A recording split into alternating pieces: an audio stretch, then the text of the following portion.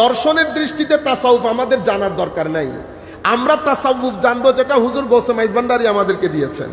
আমরা তাসাউফ জানবো যেটা শাহে আমানত আমাদেরকে দিয়েছেন। আমরা তাসাউফ জানবো যেটা শাহ মখদুম রহমতুল্লাহ আলাইহি আমাদেরকে দান করেছেন।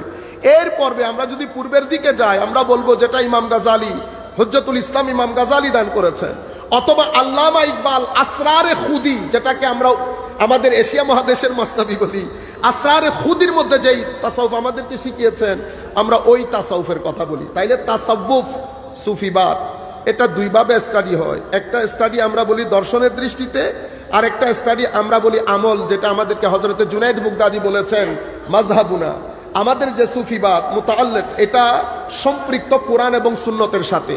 কোরআন এবং সুন্নতের সাথে আমাদের যে মাযহাব, আমাদের যে মাসলাক, আমাদের যে মাশরাব, এটা এগুলার সাথে সম্পর্কিত। কোরআন সুন্নাহর বাইরে হযরতে জুনাইদ বুগদাদি বলছেন, তুমি যদি কাউকে দেখো হাওয়ার মধ্যে উড়তে, কাউকে যদি দেখো তুমি পুকুরের মধ্যে হাঁটতে, তো মনে করবা যে তার উপর শয়তান ভর করেছে। এটা কোনো সুফিবাদ না, এটা কোনো কারামাতও না। আপনারা বুঝতে পেরেছেন? এটার একটা কনসেপচুয়াল ক্লারিটির জন্য খুব প্রয়োজন ছিল। দ্বিতীয় যে বিষয় হচ্ছে সাবজেক্ট নির্ণয়ের ক্ষেত্রে আমরা যদি তাসাউফের কিছু মূল বিষয় আমাদের আলোচনার সুযোগ হয়, তাহলে আমাদের সাধারণ জনগণ জানতে পারবে তাসাউফ জিনিসটা কি। আমরা তো সত্যিকার অর্থে তাসাউফের সংজ্ঞাই ভালো করে পড়তে পারি নাই, এবং তাসাউফের উসুল যেগুলা আমাদেরকে সুফিয়ায়ে কেরাম দিয়ে গেছেন, সেই বিষয়গুলো ভালো করে অধ্যয়ন করতে পারি নাই। তবুও যেহেতু বিষয়টা দেওয়া হয়েছে, আমি আপনারা বুঝেন মতো করে যতটুকু মাওলাই করিম আমাকে তৌফিক দান করেন। সামাজিক এবং ভৌগোলিক প্রেক্ষাপট বলেছেন, প্রেক্ষাপট।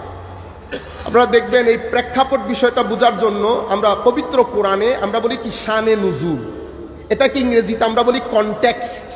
কোনো একটা টেক্সট রেভেলেশনের ক্ষেত্রে, অবতীর্ণের ক্ষেত্রে একটা কনটেক্সট থাকে, ওই কনটেক্সটটাকে আমরা শানে নুজুল বলি, মানে আয়াত অবতীর্ণের প্রেক্ষাপট, আয়াত অবতীর্ণের প্রেক্ষাপট।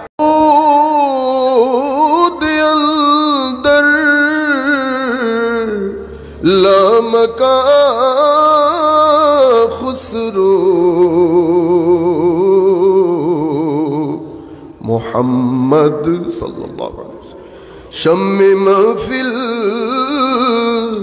বুদ শব যায় কে মনবুদম সালাতুনিয়া رسول الله عليكم سلام يا حبيب الله عليكم بسم الله الرحمن الرحيم وما أرسلنا من رسول إلا بلسان قومه ليبين لهم فيضل الله من يشاء ويهدي من يشاء وهو العزيز الحكيم صدق الله مولانا العظيم وصدق رسوله النبي الحبيب الكريم। উপস্থিত আজকের এই আজিমুশান মিলাদ মাহফিলের সম্মানিত সদরে মজলিস, আওলাদে গৌসে মাইজভান্ডারী দ্বয়, এবং আজকের এই অনুষ্ঠানের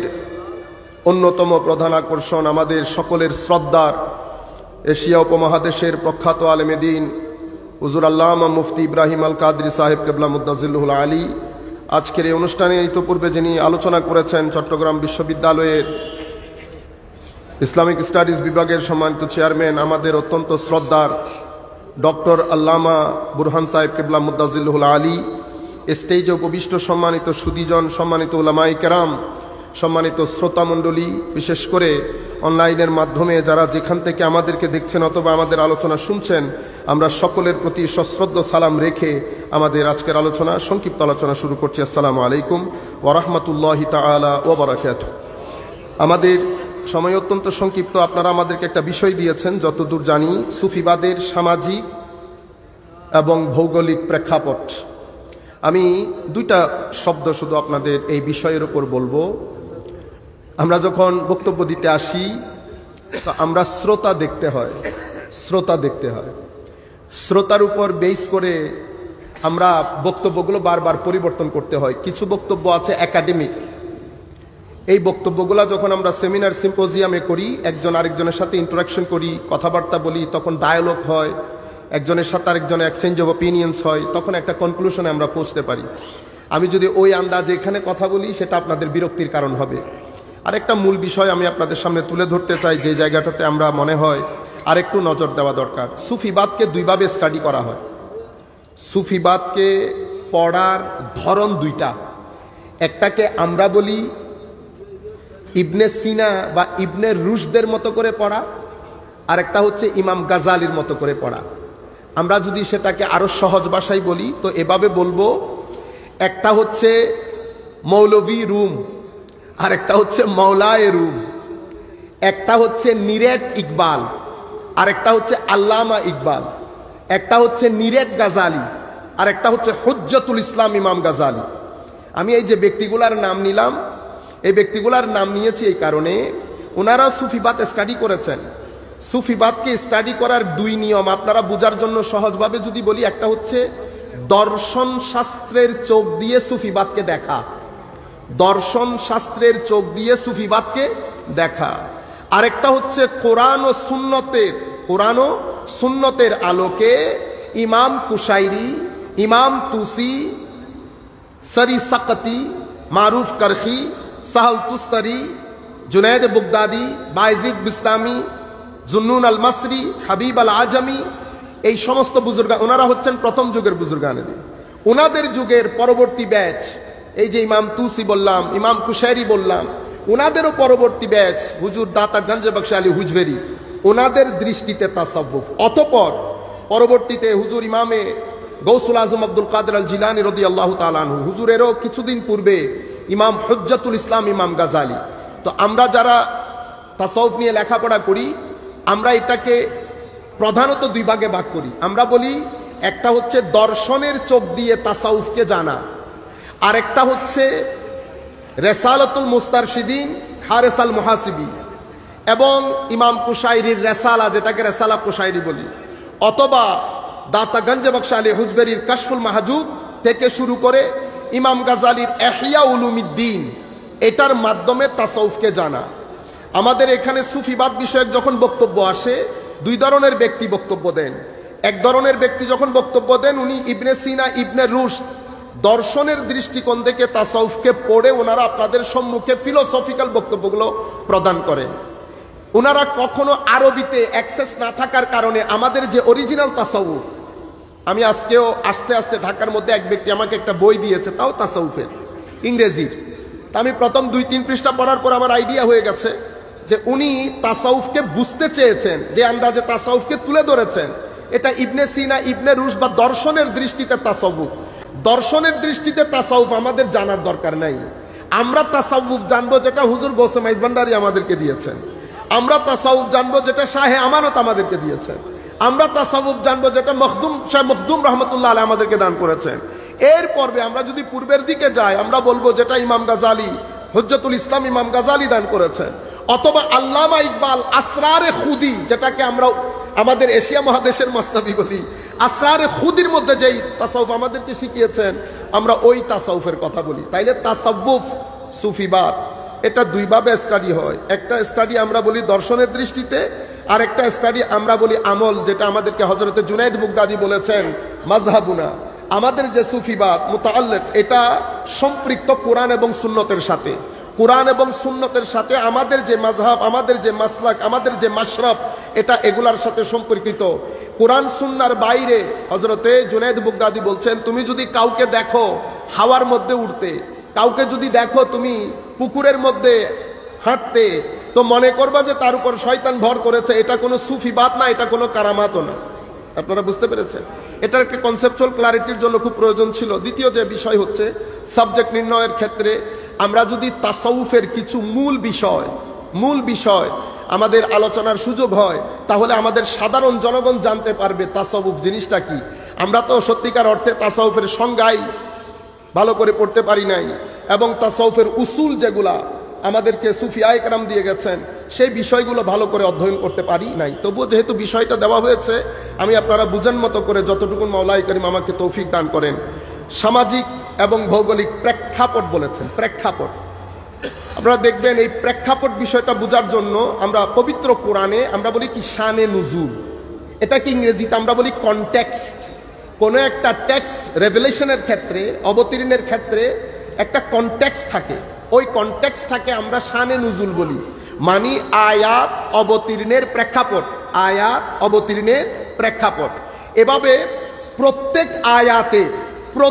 আয়াতের এটা একটু করে মনোযোগ দিয়ে শুনবেন, প্রত্যেক আয়াতের অবতীর্ণের যেমন একটা প্রেক্ষাপট থাকে, তো আয়াত দুই ধরনের হয়। কয় ধরনের? দুই ধরনের। একটাকে আমরা বলি আয়াতে মাস্তুর, আরেকটাকে বলি মনজুর। একটা মন্তুক, একটা তদবিনের মধ্যে, তদবিনী যেই আয়াত পবিত্র কোরআনের মধ্যে আছে এটাকে আমরা বলি মাস্তুর, এটা তদবিনী, এটা আয়াতে লেখা আছে, পবিত্র কোরআনে লিখিত হয়েছে, এটাকে আমরা বলি মাস্তুর। আর একটা আয়াত হচ্ছে মনজুর, যেটা আমার নজরে আসে। পুরা পৃথিবী হচ্ছে আল্লাহর আয়াত, আল্লাহর আয়াতে পরিপূর্ণ।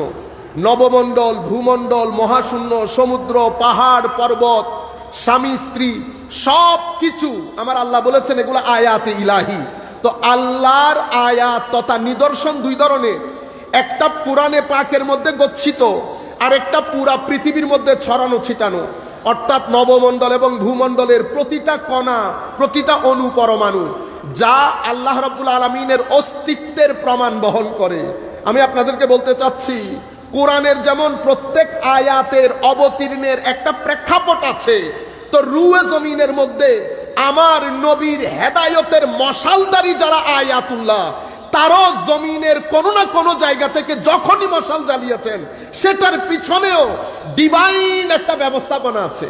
সে ডিভাইন ব্যবস্থাপনাকে আমরা কনটেক্সট বলতে পারি, আমরা কনটেক্সট বলতে পারি। হুজুর গৌসে মাইজভান্ডারী এখানে, শাহে আমানত এখানে, শাহজালাল ইয়েমেনি এখানে, শাহ মাখদুম এখানে, এই যে বুজুর্গানে দিন পৃথিবীর আনাচে কানাচ থেকে এখানে বাংলার জমিনে এসেছে, এটা কারো ইশারা ছাড়া এমনিতে এসে গেছে বললে ভুল হবে। আয়াত যেমন ইশারা ছাড়া নাজিল হয় নাই, আল্লাহর ওলিরাও জমিনের মধ্যে আল্লাহর আয়াত, ইনারাও ইশারা ছাড়া আসেন নাই। তো এখন এই যে প্রেক্ষাপটটা তৈরি হলো, এই প্রেক্ষাপট কেন তৈরি হলো? আল্লাহর ওলিরা আসেন কেন পৃথিবীর বিভিন্ন জায়গা থেকে, ছড়িয়ে ছিটিয়ে পৃথিবীর বিভিন্ন জায়গায় দ্বীনের দাওয়াত নিয়ে যায় কেন? প্রেক্ষাপট তৈরি হয় কিভাবে? এটা জানতে হলে আমরা প্রথমে আমাদেরকে জানা বড় জরুরি। তার আগে আমি আপনাদের আরেকটা কনসেপচুয়াল ক্লারিটি দরকার।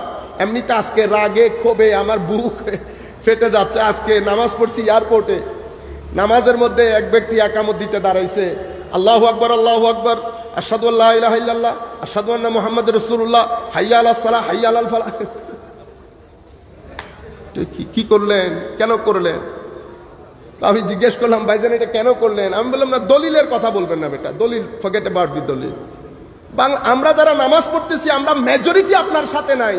আপনাকে কেউ বললো একামতে যাওয়ার জন্য, যিনি নামাজ পড়তেছেন উনি আরো দুই ডাং উপরে, আল্লাহ পাক জানে। কারণ এই আপনারা হয়তো বলতে পারেন যে হুজুর এটা হাদিসে আছে। আমি হাদিসের কথা বলছি না, এগুলো আমাদের সাথে হাদিসের সমস্যা না, মূল সমস্যা আকাইদি। হাত তোলা, হাত নামা সমস্যা না, সমস্যা হচ্ছে আকাইদি।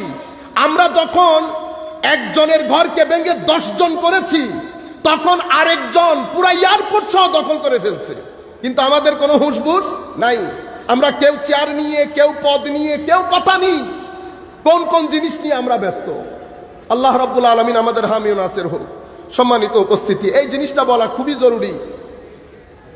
আমাদের ধর্ম, দ্বীন দুই ভাবে আমাদের কাছে এসেছে।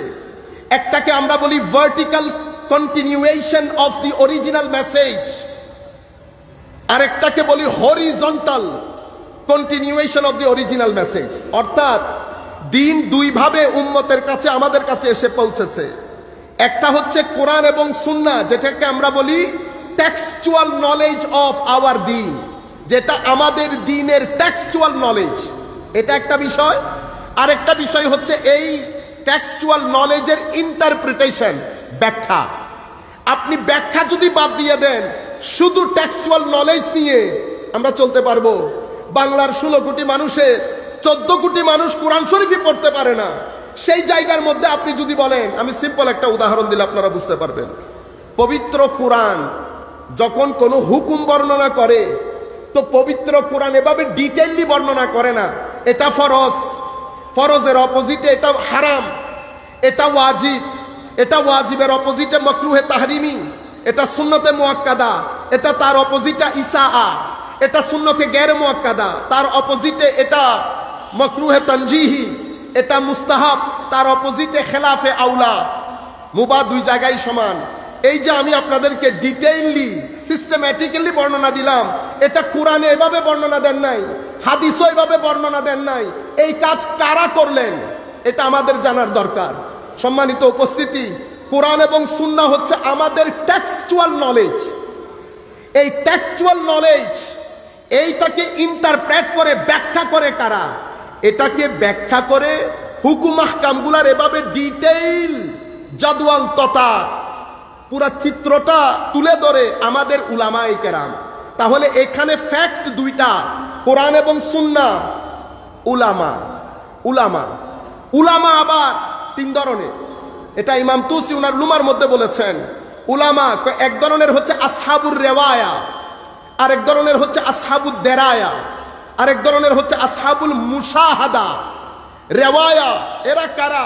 তো যারা কোরআন এবং সুন্নতের পুরা ন্যারেশনকে ইস্পাত কঠিন পাথরের মতো করে চৌহদ্দির মধ্যে দেওয়াল তুলে, যাতে কোনো ধরনের কেউ এই ন্যারেশনের মধ্যে আক্রমণ করতে না পারে, ইনট্যাক্ট রেখে যারা পরবর্তী প্রজন্মের কাছে পৌঁছিয়ে দেয়, তাদেরকে আমরা বলি আসহাবুর রেওয়ায়া। এদেরকে আমরা ইংরেজিতে বলি ম্যান অফ ট্র্যাডিশন। এরপরে এখন উনি তো আমাকে পৌঁছিয়ে দিলেন, ইন্নাল্লাহা ইয়া'মুরুকুম বিল আদল ওয়াল ইহসান ওয়া ইতাইযিল কুরবা। তিনটা জিনিস পছন্দ করেছেন, আল্লাহ হুকুম দিয়েছেন। এখন আল্লাহ বলছেন ইন্নাল্লাহা ইয়া'মুরুকুম বিল আদল, নিশ্চয়ই আল্লাহ আদলের হুকুম দিয়েছেন। এখন মানে এই হুকুম অর্থ কি নেব? ফরজ, ওয়াজিব, মুআক্কাদা, গैर মুআক্কাদা, মুস্তাহাব, আমি কি নেব? এরপরে বলেছে আদল। আদলের সংজ্ঞা কি হবে, সীমানা কি হবে, কোন কোন জিনিসকে আদলের ভিতরে ইনক্লুডেড করব, কোন কোন জিনিস আদলের ভিতরে ইনক্লুডেড হবে না, আদলের স্তরগুলো আমরা কিভাবে বানাবো। এরপরে ইহসান, ইহসান কাকে বলে, ইহসানের সংজ্ঞা কি, ইহসানের সীমানা কি, ইহসানের স্তরগুলো আমি কিভাবে নির্ধারণ করব। এরপরে ইতাইযিল কুরবা, কুরবা আরবি শব্দ, নিকট আত্মীয়। কুরবার নিকট আত্মীয়র স্তর কিভাবে নির্ধারণ করব, কারা ঢুকবে কারা বের হবে। এরপরে আমার আল্লাহ বলছেন ওয়ায়ানহা আনিল ফাহশা, ফাহশাকে আল্লাহ নিষেধ করেছেন। এই নিষেধাজ্ঞাটা কি হারাম হবে, তাহরিমি হবে, তানজিবি হবে, ইসাআত হবে, খেলাফে আউলা হবে। এরপরে ফাহেসা, ফাহেসাত দিয়ে উদ্দেশ্য কি হবে, কি কি জিনিস ফাহেসাতের ভিতরে ঢুকবে, এটার স্তর কিভাবে নির্ধারিত হবে। এখানে শত ধরনের প্রশ্নের উত্তর ডিটেইললি এক জায়গার মধ্যে, না কোরআনের মধ্যে এসেছে না হাদিসে পাকের মধ্যে এসেছে। এই কাজ কারা ঠিক করে আমাদের জন্য? সম্মানিত উপস্থিতি, আমার নবী বলছেন আমি যাওয়ার পরে আমার ইলমের ওয়ারিস উলামাদেরকে রেখে যাব। এই উলামারা কারো কাজ রেওয়ায়তের, কারো কাজ দেরায়তের, কারো কাজ মুশাহাদার। তো যারা দেরায়তের উলামা, রেওয়ায়তের উলামা দিয়ে গেছে, দেরায়তের উলামা কোরআন এবং হাদিসের সমস্ত জিনিস নিয়ে টেবিলে বসেছে। বসার পরে এটা ছোটখাটো কাজ না, এটা সবার কাজ না। এখান থেকে উনি গবেষণা শুরু করেন। গবেষণা শুরুর জন্য গবেষক হতে হয়, গবেষক ছাড়া গবেষণা করতে পারেন না। এখন উনি হুকুম আহকামের টেবিল সাজানোর জন্য গবেষণা শুরু করেছেন। এই গবেষণাকে আমরা ইজতিহাদ বলি। গবেষণা কেন শুরু করলেন? ইস্তেমবাতের জন্য। ইস্তেমবাত মানে এই আয়াতের গভীরে ডুব দিয়ে হুকুমগুলা তুলে উম্মতের কাছে, উম্মতের ঘরে ঘরে পৌঁছিয়ে দেওয়া, ইস্তেমবাত। তাইলে ইজতিহাদ করেছে ইস্তেমবাতের জন্য। এই উলামা যদি ইস্তেমবাত না করে আমাদের পক্ষে এতাআত সম্ভব হইতো না, আমাদের পক্ষে আনুগত্য, অনুকরণ, অনুসরণ সম্ভব হইতো না। সেই কারণে আমার আল্লাহ বলছেন ইয়া আইয়ুহাল্লাযীনা আমানু আতিউল্লাহ ওয়া আতিউর রাসূলা ওয়া উলিল আমরে মিনকুম। এখানে আতিউটা আসে নাই, কারণ এই আতিউ আনকন্ডিশনাল না, ইন্ডিপেন্ডেন্ট না। আমার নবীর যেটা, এটা আনকন্ডিশনাল, ইন্ডিপেন্ডেন্ট। কিন্তু উলামাদের যে অনুকরণ আনুগত্য, সেটা ইন্ডিপেন্ডেন্ট, সেটা কানেক্টেড করে দিয়েছে রাসূল করিম রউফুর রহিম সাল্লাল্লাহু আলাইহি ওয়াসাল্লামের সাথে। এই উলামারা যাদেরকে আমরা গুরুত্ব দেই না, এই উলামারা ইজতিহাদ করেন, ইস্তেমবাত করেন, ইস্তেমবাত করে উম্মতের এতাআতকে সহজ করে দেন। আজকে আপনি আমিন কেউ বলছেন, কেউ বলতেছেন না। যদি আমার নবী এভাবে উলামা দিয়ে না যেতেন, আমরা কঠিন পরিস্থিতির সম্মুখীন হতো। শুধু তাই না, ওয়ালিল মুতাল্লাকাতে আলাল মারুফ হাক্কান আলাল মুত্তাকিন। আপনি বিবাহ বিচ্ছেদ যাদের হয় তাদেরকে ভরণ পোষণ দিতে হয়, এটা কোরআনের কথা। তো ভরণ পোষণ কত দিব, কিভাবে দিব, কখন থেকে দিব? এরপরে কোরআন বলছে হাক্কান আলাল মুত্তাকিন। হাক্কান আলাল মুত্তাকিন মানে ভরণ পোষণ কি শুধু মুত্তাকিরা দিবে? কোরআনের ভাষা অনুযায়ী তো হাক্কান আলাল মুত্তাকিন, মুত্তাকিনদের দায়িত্ব। এখন এটা দিয়ে উদ্দেশ্য কি, এটা আমি বলতে পারবো না। এটার জন্য ফুকাহায়ে কেরাম রয়েছে। এটার জন্য কারা? ফুকাহায়ে কেরাম রয়েছে। এই জন্য প্রত্যেক সময়ে আমার আল্লাহ ফকিদের তিনটা গ্রুপ, হয় মুসলেহ, নয় মুজাদ্দিদ, নয় মুজতাহিদ। প্রত্যেক যুগে উম্মতে মুসলেহ তো থাকবেই। সময়ের চাহিদা অনুযায়ী আল্লাহ মুজাদ্দিদও পাঠান, সময়ের চাহিদা অনুযায়ী আল্লাহ মুজতাহিদও পাঠান। আমি আপনাদেরকে যে জিনিসটা বুঝাতে চাচ্ছি যে আমাদের দ্বীনের দুইটা কন্টিনিউয়েশন, একটা টেক্সচুয়াল মেসেজ সামনের দিকে যাচ্ছে। আপনারা ইউথ জিজ্ঞেস করেন যে কোরআন সুন্নাহ তো নাজিল হয়েছে 1400 বছর আগে, তো এখনকার যুগে কোরআন হাদিস, এখনকার যে মাসলা মাসাইল, আধুনিক যে মাসলা মাসাইল, সমাজনীতির ক্ষেত্রে, রাষ্ট্রনীতির ক্ষেত্রে, আমাদের ব্যাংকের ক্ষেত্রে, ফাইন্যান্সিয়াল ইনস্টিটিউশনের ক্ষেত্রে, এই অবস্থায় ইসলাম সমস্যার সমাধান কিভাবে দেবে? মনে রাখবেন, কোরআন এবং সুন্নাহ এটা অপরিবর্তনীয়, এভারলাস্টিং। এখানে কোনো পরিবর্তন, পরিবর্ধন, পরিমার্জন, সংযোজন, বিয়োজন কোনো কিছুই সম্ভব না।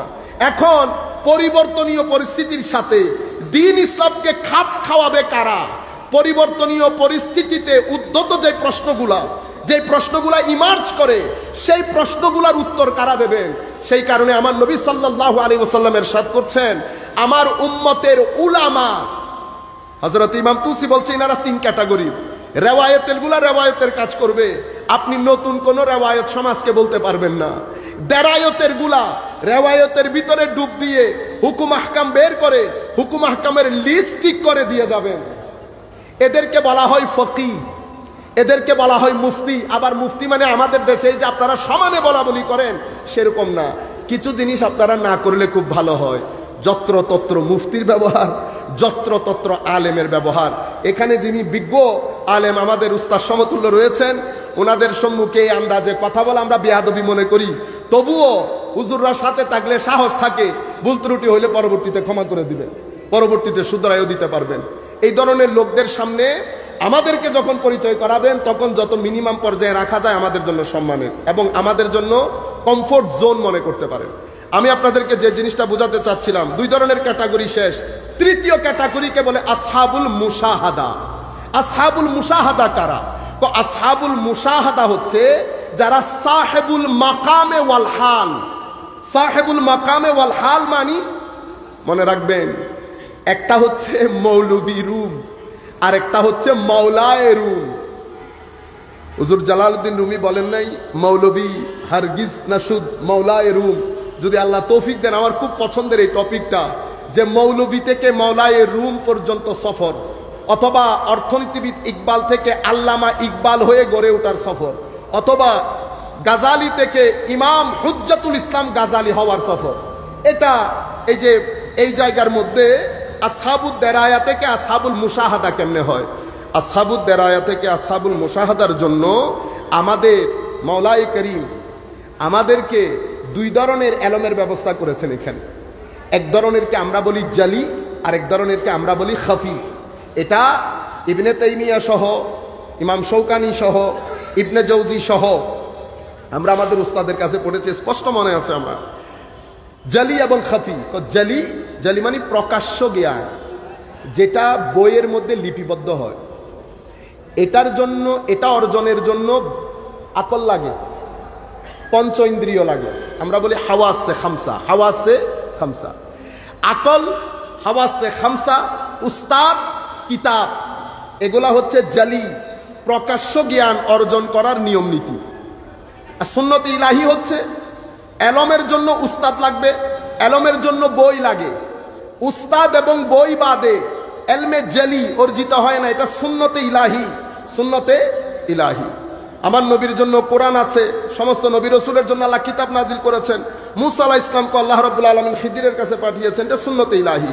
আপনি যদি মনে করেন গুগল শিখে ফেলবেন, তাহলে আপনি সুন্নতে ইলাহির বাইরে চলে গেলেন। এরপরে আরেকটা জ্ঞানকে আমরা বলি খাফি। খাফি এটা অপ্রকাশ্য জ্ঞান, এটার জন্য উস্তাদ দরকার হয়, কিন্তু বই দরকার হয় না। এটা এলমে জলির জন্য যেমন আকল, এলমে খাফির জন্য তেমন কলব বাতেন। এটার জন্য পঞ্চ ইন্দ্রিয়, আর এটার জন্য হচ্ছে নফস, রূহ, কলব, খাফি, আখফা। আরো সামনের দিকে আমরা এগুলা না বলি। খাফি যখন অর্জিত হয়, সেই জ্ঞানকে উলামায়ে কেরাম 3 ক্যাটাগরিতে ভাগ করেন।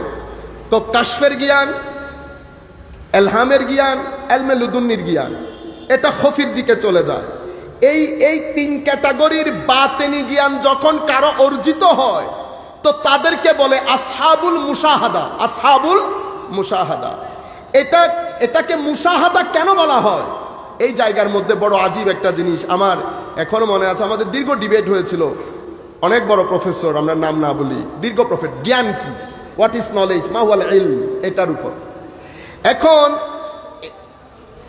আমাদেরকে আল্লাহ আকল দিয়েছেন, আকল দিয়ে আমরা মুখস্থ করি, চোখ দিয়ে দেখি।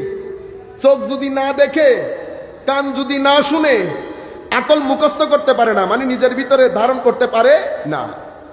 এখন আকল ধারণ করে কি? আকল ধারণ করে আমি বই পড়লাম, এই বইয়ের শব্দগুলো আমার মুখস্থ হয়ে গেছে।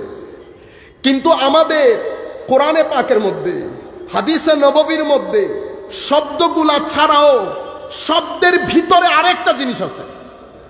সেটা কি? তো সেটা নূরে রব্বানি। এই নূর, এটা হেদায়েতের নূর। একটা জিনিস শব্দ, বই পড়ে ফেলেছি কোরআনে পাকের শব্দগুলা, তো একটা হচ্ছে শব্দগুলা আপনি পড়লেন, আকলের মধ্যে ধারণ করলেন। আমার নবী বলছে লা ইউজাবিজু ঈমানুহুম হানাজিরাহুম, ঈমান মুখস্থ করার পরেও কণ্ঠনালী ভেদ করে আপনার কলবের বর্তনে পড়ছে না, কিন্তু আপনি কোরআন মুখস্থ করেছেন। আমার নবী বলছে এমন ভাবে কোরআন পড়বে ঠোঁট ভিজা থাকবে। তাহলে ভিজা ঠোঁটের কোরআনে পাক আপনাকে হেদায়েত দিচ্ছে না, কিন্তু আপনি নামাজও পড়ছেন, মানুষ দেখছে আপনি কোরআন পড়ছেন, মানুষ দেখছে আপনি কোরআন দিয়ে দলিল দিচ্ছেন, কিন্তু আমার নবী বলছে দিন থেকে বের হয়ে যাবে। কেন বের হয়ে যাবে? কারণ আপনি শব্দের মারপেচ থেকে বের হতে পারেন নাই। আমার আল্লাহ 2টা জিনিস বান্দাকে দান করেছেন, মুখস্থের জন্য আকল দান করেছেন। যেই জিনিস, যেই সূরা মুখস্থ করেছেন, সেই কোরআনের ভিতরে নূরের অংশটা আপনি কলবের ভিতরে হেফাজত করতে হয়। এখন নূর হয় কলবের ভিতরে যাবে অথবা বইয়ের মধ্যে থেকে যাবে। কলবের ভিতরে যাইতে হলে কলবের একটা বিজ্ঞান আছে, কলবকে আপনি তৈরি করতে হয়। এটাকে বলে recipient of the divine knowledge, recipient of the divine wisdom. এখন আপনি ভিতরের জিনিসটাকে পরিষ্কার কি করে করবেন? আমি কিভাবে নিজেকে রিসিপিয়েন্ট বানাবো? এই উত্তর যারা দেয় তাদেরকে আমরা বলি যে স্কুলে এটা পড়ানো হয়, সেই স্কুলকে আমরা তরিকতের স্কুল বলি। আমাদের তরিকতের স্কুল অনেক, কোনোটা কাদেরিয়া স্কুল, কোনোটা চিশতিয়া স্কুল, কোনোটা নকশবন্দিয়া স্কুল। এক এক স্কুলের এক এক ধরন, কিন্তু সমস্ত স্কুল শিখায় এক জিনিস, আপনি কলবের বর্তন পরিষ্কার করে হেদায়েতের নূর ধারণ কিভাবে করবেন, এই রাস্তায় উন্নতি কিভাবে দেবেন। এটা এলম দিয়ে হয় না। জালালউদ্দিন রুমির ভাষায় যেটা আমরা বুঝতে পারছি, আল্লামা ইকবালের ভাষায় যেটা আমরা বুঝতে পারছি, হুজ্জাতুল ইসলাম ইমাম গাজালির ভাষায় যেটা আমরা বুঝতে পারছি, এটা শুধু কিতাবের জ্ঞান দিয়ে হয় না। এটা কি দিয়ে হয়? ইমাম জালালউদ্দিন রুমি বলছে মৌলভী কখনো মাওলায়ে রুম হতে পারতো না যদি শামস তাবরেজের সিনার সাথে 6 মাস অতিক্রম করতে না পারতো, তো মৌলভী কখনো মাওলায়ে রুম হতো না। ইকবাল অর্থনীতিবিদ হিসেবে, দার্শনিক হিসেবে ইংল্যান্ডের রাস্তায় রাস্তায় ঘুরতো। ইকবাল আল্লামা উপাধিতে ভূষিত হতো না যদি ইকবাল তার জীবনে জালালউদ্দিন রুমির মসনবির সমুদ্রে ডুব না দিত। গাজালি থেকে যেত। গাজালি পাগল হয়ে গেছে, গাজালি ইউনিভার্সিটি ছেড়ে দিয়েছে।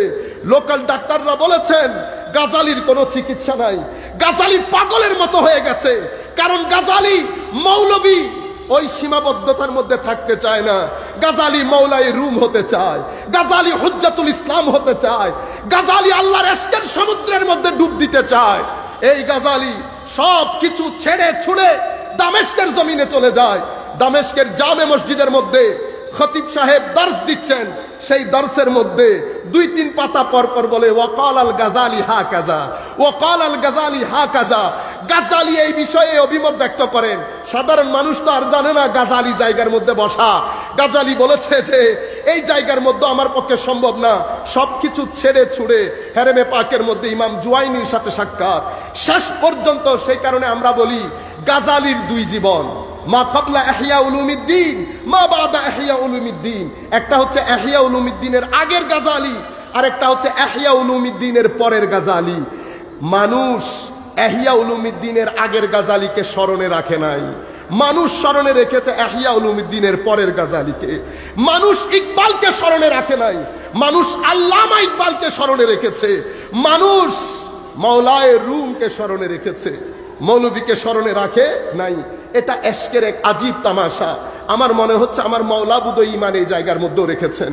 কারণ যদি শুধু আকল দিয়ে হতো তাহলে আমার নবীর তুতু মুবারক নিয়ে লোশনের মতো করে রাবিং করা, মুখে বুকে লাগানো সাহাবায়ে কেরামের পক্ষে সম্ভব হতো না।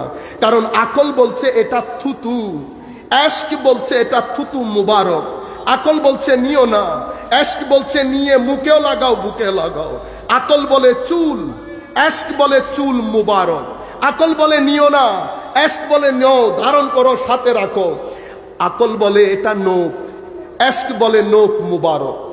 আকল বলে এটা ব্যবহৃত অজুর পানি, এটা জায়েজ নাই। এশক বলে এটা মাহবুবের অজুর পানি, এটাও সাথে রাখো, মুখে লাগাও, বুকে লাগাও। সাহাবায়ে কেরাম আকলের রাস্তা দিয়ে হাঁটে নাই। আমার নবীর ক্ষেত্রে সাহাবায়ে কেরাম এশকের রাস্তা দিয়ে হেঁটেছে, আদবের রাস্তা দিয়ে হেঁটেছে। মনে রাখবেন, শুধু যদি সিম্পল ডিলিংস হতো তো হযরতে মুআজকে যখন আমার নবী বলছে ইয়া মুআজ, মুআজ জবাব দিতে পারতো নাম ইয়া সাইয়্যিদি। আমরা আরব দেশে গেলে এই জবাবই দেই, এটা সম্মান সূচক, বন্ধুদেরকে নাম বলি, সম্মানিত হলে নাম ইয়া সাইয়্যিদি বলি। কিন্তু মুআজ বলছে লাব্বাইকা ওয়া সাদাইকা ইয়া রাসূলুল্লাহ, এটা আদব। আমার নবী জিজ্ঞেস করেন আজকে কোন দিন? লক্ষাধিক সাহাবায়ে কেরাম জানেন আজকে কোন দিন, কিন্তু সবাই এক বাক্যে বলছে আল্লাহু ওয়া রাসূলুহু আলামু, আল্লাহ এবং আল্লাহ রাসূল খুব ভালো জানেন। বি আবি ফারুক আজমের মতো জলিলুল কদর সাহাবী বলেন বি আবি আনতা ওয়া উম্মি ইয়া রাসূলুল্লাহ, হুজুর আপনার কদমে আমাদের মা বাবা কুরবান। সম্মানিত উপস্থিতি, এই যে এশক, এই এশকের ধারা সাহাবায়ে কেরামের মাধ্যমে, আউলিয়ায়ে কেরামের মাধ্যমে আমাদের পর্যন্ত পৌঁছেছে। কেন? কারণ আমরা মানুষ হিসেবে আমাদেরকে আল্লাহ যে সেটিংস দিয়েছেন, সেটিংস আমাদের এখানে আকল রেখেছেন, এখানে কলব বাতেন, পেটও রেখেছে। মানুষকে শুধু খাওয়ালে হয় না, মানুষ সৃষ্টিগতভাবে কিছু জিনিস দাবি করে। আপনি খাওয়াইলেন, মানুষকে সম্মান দিলেন না, মানুষ রিয়াক্ট করবে। আপনি মানুষকে টাকা পয়সা সব কিছু দিয়েছেন, মানুষকে অসম্মান করেছেন, মানুষ রিয়াক্ট করবে। সব কিছু দিলেন, মৌলিক অধিকার থেকে বঞ্চিত করেছেন, মানুষ রিয়াক্ট করবে। এটা মানুষের নিয়ম, এটা পেটেরও নিয়ম, এটা বুকেরও নিয়ম।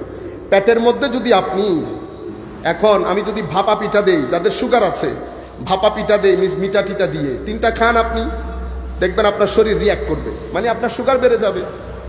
যাদের গ্যাস্ট্রিক আছে, অ্যাসিডিটির সমস্যা আছে, আপনি চনাচুর খান অটোমেটিক্যালি। কারণ যা আমার পেট চাচ্ছে না সেটা যখন আপনি পেটকে জোরপূর্বক দেবেন, পেট রিয়াক্ট করবে।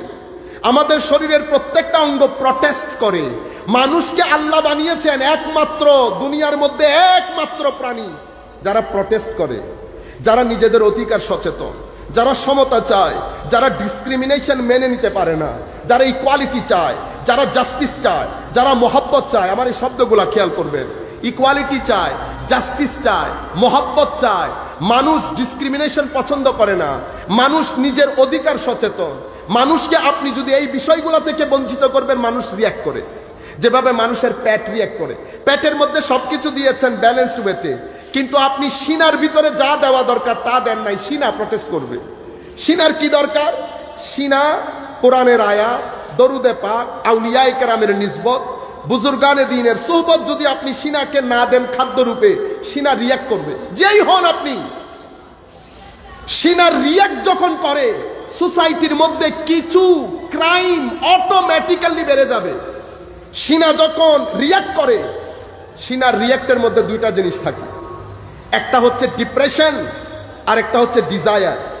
সিনা যখন রিয়াক্ট করে সোসাইটির মধ্যে ডিপ্রেশন বেড়ে যাবে। এই ডিপ্রেশনের জন্য আমেরিকান সরকারকে কোটি কোটি ডলার বছরে খরচ করতে হয় ডিপ্রেশন থেকে বাঁচানোর জন্য। সিনা ডিপ্রেসড হলো কেন? এটা সিনার প্রোটেস্ট। আপনি যদি ডিজায়ারকে, খাখের সাথে নফসানিকে যদি কন্ট্রোল করতে না পারেন, আপনার সোসাইটির মধ্যে অটোমেটিক্যালি রেপ, ড্রাগ ডিলিং, বিবাহ বিচ্ছেদ অটোমেটিক্যালি বেড়ে যাবে।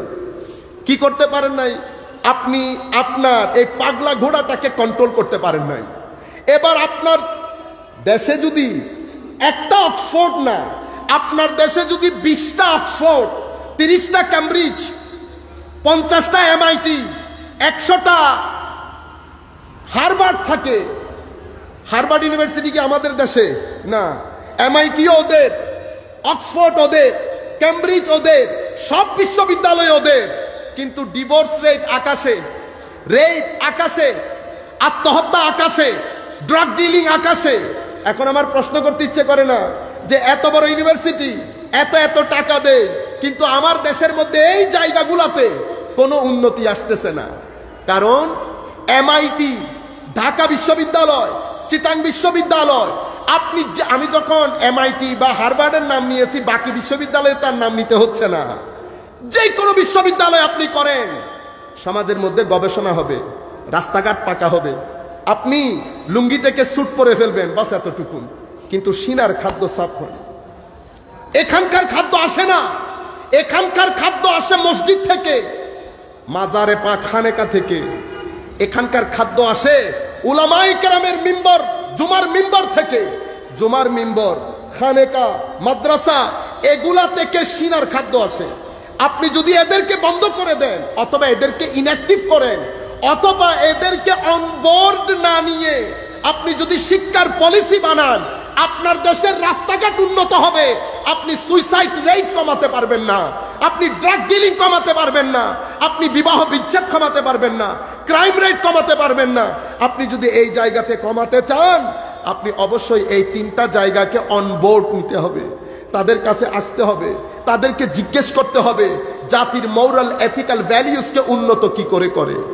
এই জায়গাতেই একটা প্রেক্ষাপট তৈরি হয় জাতির আত্মিক, জাতির মোরাল এবং এথিক্যাল ভ্যালিউসের ডেভেলপমেন্ট।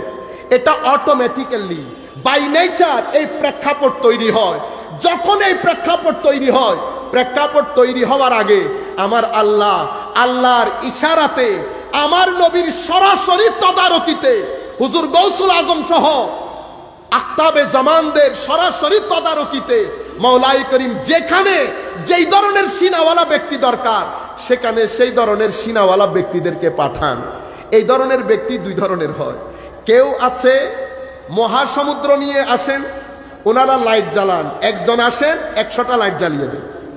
যিনি যেই একজন 100টা লাইট জ্বালিয়ে দেন, ওনাকে আমরা কুতুব বলি বা গৌস বলি।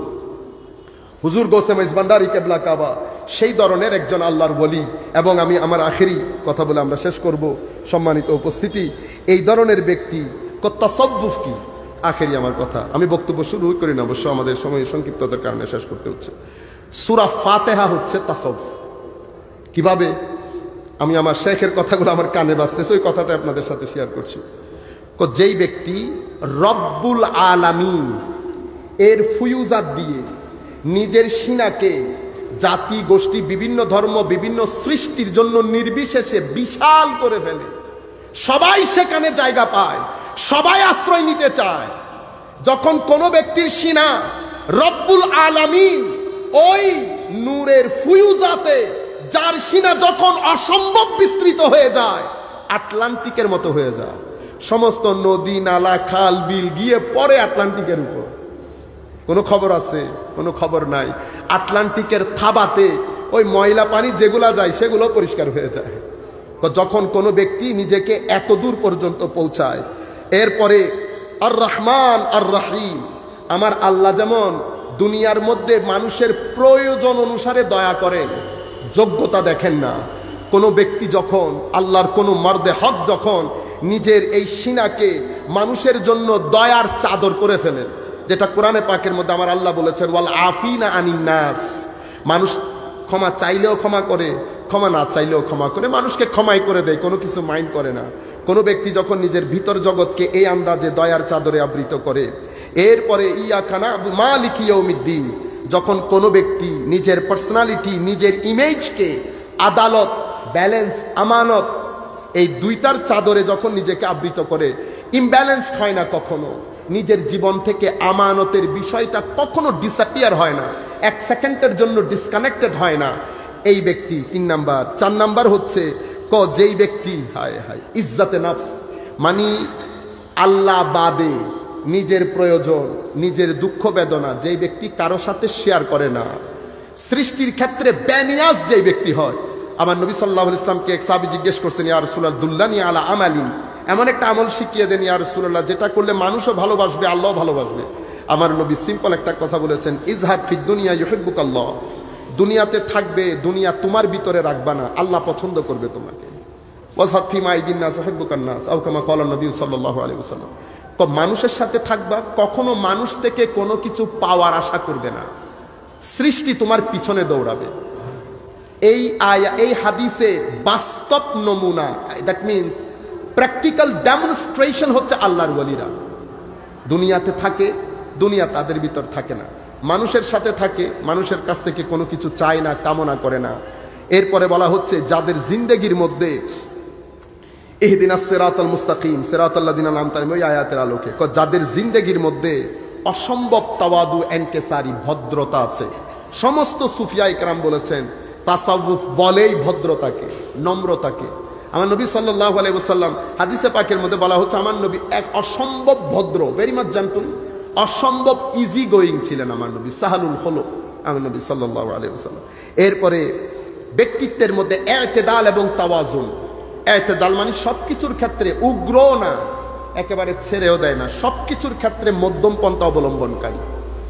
ফাইনালি তো যেই ব্যক্তি এই জিনিসগুলা যার ভিতরে ধারণ করে এবং ওই তাকওয়ার কারণে, অতিমাত্রায় তাকওয়ার কারণে মাওলাই করিম তাদের হাতে একটা প্যারামিটার দিয়ে দেন, ফিতা। তারা ফিতা দিয়ে মেপে মেপে দেখতে পারে কোনটা হক আর কোনটা বাতিল। যখন আমরা দৌড়াদৌড়ি করি হক আর বাতিল বুঝার জন্য, আমার আল্লাহ তাদেরকে আস্তে করে একটা এক্সিট দিয়ে বের করে দেন, ইয়াজআল্লাকুম মাখরাজা, আমার আল্লাহ তাদেরকে একটা এক্সিট দিয়ে দেন। সেই এক্সিট দিয়ে তারা নিরাপত্তার সাথে তারও বের হয়, তাদের সাথে যারা মুরিদিন মুতাল্লিকিন তাকে তারও বের হতে পারে। বাকি দুনিয়া ফিতনা ফাসাদের মধ্যে লিপ্ত থাকে। এটা আল্লাহ তাদেরকে এই প্যারামিটার দান করেন তাদের অতিমাত্রায় তাকওয়ার জন্য। এই 7টা জিনিস তো যার ভিতরে ধারণ করে সেই ব্যক্তি সুফি। এই ধরনের একজন সুফি প্রয়োজন প্রত্যেকটা রাষ্ট্রের, প্রত্যেকটা শহরের, প্রত্যেকটা গ্রামের, প্রত্যেকটা মানুষের। কেন? কারণ মানুষের সিনার খাদ্য সুফিয়ায়ে কেরাম ছাড়া ফুলফিল হয় না। আল্লাহ রাব্বুল আলামিন আমাদের যেই নিসবত হুজুর গৌসে মেজবান্ডারি রাদিয়াল্লাহু তাআলা আনহু আরদা ওয়া নাফা'না বিউলুমিহি ফিদ দারাইনি আমিন। হুজুর আমাদের সাথে এই নিসবত আল্লাহর দরবারে আল্লাহ গ্রহণ করুক। হুজুর আমাদেরকে রুহানি ফুয়ুজাত দ্বারা ধন্য করুক। ওয়া মা আলাইনা ইল্লাল বালাগুল মুবিন। আসসালামু আলাইকুম ওয়া রাহমাতুল্লাহি তাআলা ওয়া বারাকাতুহু।